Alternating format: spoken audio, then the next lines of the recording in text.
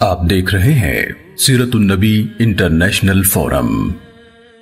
قسط نمبر 7 بعثت نبوی صلی اللہ علیہ وآلہ وسلم سے قبل ترقی یافتہ ممالک کی گمراہیوں کا لرزہ خیز تذکرہ، حصہ 4۔ اہل ایران کے مذہبی عقائد۔ مزید آگے بڑھنے سے پہلے ہمارے چینل کو سبسکرائب کر لیجئے اور بیل کے بٹن کو دبا دیجئے تاکہ آپ کو آنے والی ہر نئی ویڈیو کی بر وقت اطلاع ہو سکے۔ پروفیسر مذکور نے اس مضمون کی ابتدا میں یہ بتایا ہے کہ زرتشت کا زمانہ 618 تا 541 قبل مسیح ہے، جبکہ 586 قبل مسیح میں اس کی عمر 30 سال تھی جب اس نے اپنے مذہب کی دعوت کا آغاز کیا۔ یہ وہ دور ہے جبکہ بابل کے بادشاہ نے یہودا کی حکومت کا تختہ الٹ دیا تھا اور یروشلم کے لاکھوں یہودیوں کو اسیران جنگ کی حیثیت سے بابل میں لے آیا تھا، اور وہ 50 سال تک جنگی قیدیوں کی طرح بابل میں غلاموں کی سی زندگی بسر کرتے رہے، اور یہی وہ 50 سال ہیں جب زرتشت اپنے مذہب کی تبلیغ میں مصروف رہا۔ زرتشت کی وفات ٹریور کی تحقیق کے مطابق 541 قبل مسیح میں ہوئی، یعنی اس واقعے سے صرف 3 سال قبل، جبکہ ایران کے بادشاہ سائرس نے بابل کو فتح کیا اور اسے اپنی ایرانی مملکت کا حصہ بنایا، اور یہودی جو بابل میں اسیری کی زندگی بسر کر رہے تھے ان کو یروشلم واپس جانے کی اجازت دی۔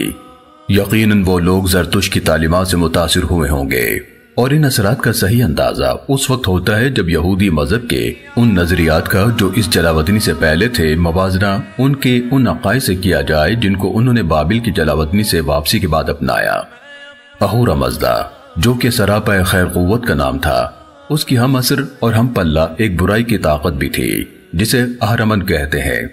خیر و شر کی ان دونوں قوتوں کے درمیان ان کے نزدیک روز اول سے باہمی تنازع جاری ہے، کبھی خیر کو فتح حاصل ہوتی ہے اور کبھی برائی کا پلہ بھاری رہتا ہے۔ مذہبی زندگی کے رسم و رواج کے ہجوم میں 3 ایسی چیزیں ہیں جنہیں زرتشت کے مذہب کے بنیادی اصول قرار دیا جا سکتا ہے۔ طلب معاش کے لیے جتنے پیشے ہیں ان میں شریفانہ اور معزز پیشہ صرف کھیتی باڑی اور مویشیوں کی پرورش ہے۔ عالم امکان کی یہ ساری تخلیقات اس باہمی آویزش کا نتیجہ ہیں جو روز اول سے نیکی و بدی کی قوتوں کے درمیان برپا ہے۔ ہوا، پانی، آگ اور مٹی پاک عناصر ہیں، انہیں پلید نہیں کرنا چاہیے۔ ان اصولوں کی وضاحت اس طرح کی جا سکتی ہے کہ زرتشت کے نزدیک سب سے پاکیزہ زندگی یہ ہے کہ انسان اپنی رہائش کے لیے اور اپنے مویشیوں کے لیے مکان تعمیر کرے، اس کے پاس کتا بھی ہو، بیوی بھی ہو اور بچے بھی، وہ بہترین اناج کاشت کرے، گھاس اگائے، پھلدار درختوں کے باغ لگائے، سیم زدہ علاقوں میں پانی خشک کرنے کی تدبیریں کام میں لائے۔ زرتشت نے روزہ رکھنے سے سختی سے منع کر دیا کیونکہ اس طرح انسان کمزور ہو جاتا ہے، نہ مذہب کا کام کر سکتا ہے نہ دنیا کا۔ ان کے نزدیک شادی کرنا فرض ہے اور تعدد ازواج کی بھی اجازت ہے۔ جس کے بچے زیادہ ہوں بادشاہ پر لازم ہے کہ اسے انعامات سے نوازے اور اس کی حوصلہ افزائی کرے۔ ان کا دوسرا اصول یہ ہے کہ اچھی اور مفید چیزوں کا خالق اہورا مزدا ہے، جیسے بیل، کتا، مرغ۔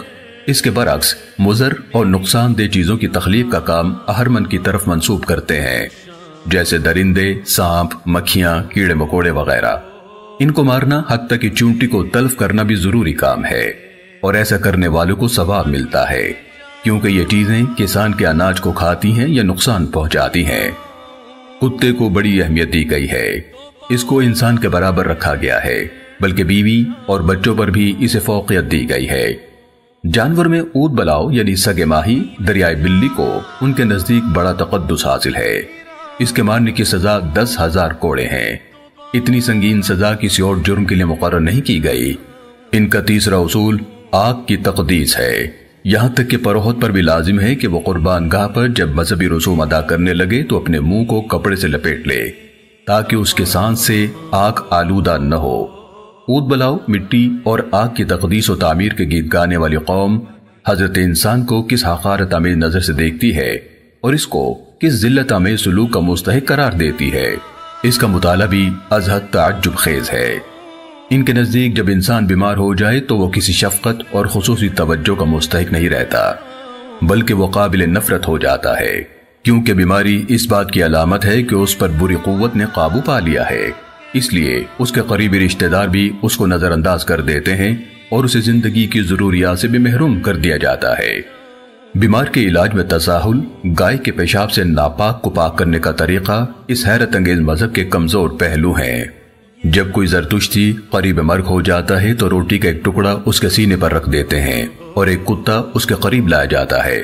اگر وہ کتا اس روٹی کے ٹکڑے کو کھا لے تو سمجھ لیا جاتا ہے کہ یہ شخص مر گیا ہے۔ مرنے کے بعد اس کے ساتھ جو ذلت آمیز برتاؤ کیا جاتا ہے، اس کے بارے میں سن کر انسان سراپا حیرت بن جاتا ہے کہ مرنے والے کے بیٹے، بھائی اور قریبی رشتہ دار اس کی لاش کے ساتھ ایسا ذلت آمیز سلوک کیوں کر گوارا کر لیتے ہیں۔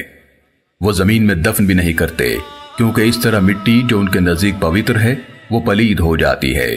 اس کو نظر آتش کر کے بھسم بھی نہیں کرتے، کیونکہ آگ جو ان کی معبود ہے وہ اس کی علائشوں سے ناپاک ہو جاتی ہے، بلکہ اس کو ایک گہرے کنویں میں لٹکا دیتے ہیں۔ گوشت خور پرندے، کوے، چیلیں، گدھیں اس پر جھپٹ جھپٹ کر اس کا گوشت نوچ لیتے ہیں۔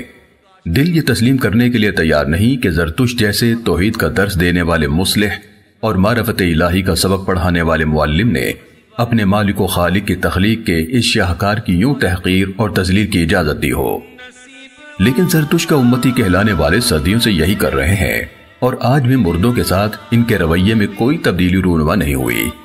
قریب مرگ آدمی کے پاس ایک رسم ادا کی جاتی ہے جسے سگرید کہتے ہیں۔ اس کا طریقہ یہ ہے کہ زرد رنگ کا کتا جس کی 4 آنکھیں ہوں یا ایک سفید رنگ کا کتا جس کے بھورے کان ہوں، وہ اس قریب مرگ آدمی کے پاس لایا جاتا ہے، اور وہ سمجھتے ہیں کہ کتے کے دیدار سے شیطان اس مرنے والے کی لاش میں گھسنے کی جو کوشش کر رہا ہوتا ہے وہ اس کوشش میں ناکام ہو جاتا ہے۔ پروفیسر آرتھر اپنی کتاب ایران بعہد ساسانیہ میں رقم تراز ہیں۔ اوستا کے بے شمار مقامات سے اس بات کا پتہ چلتا ہے کہ عناصر طبعی کی پرستش ہمیشہ دین زرتشتی کی اصولی خصوصیت رہی، اور ہمیں یہ بھی معلوم ہے کہ زرتشتی آگ اور پانی و مٹی کو آلودہ کرنے سے کس قدر پرہیز کرتے ہیں۔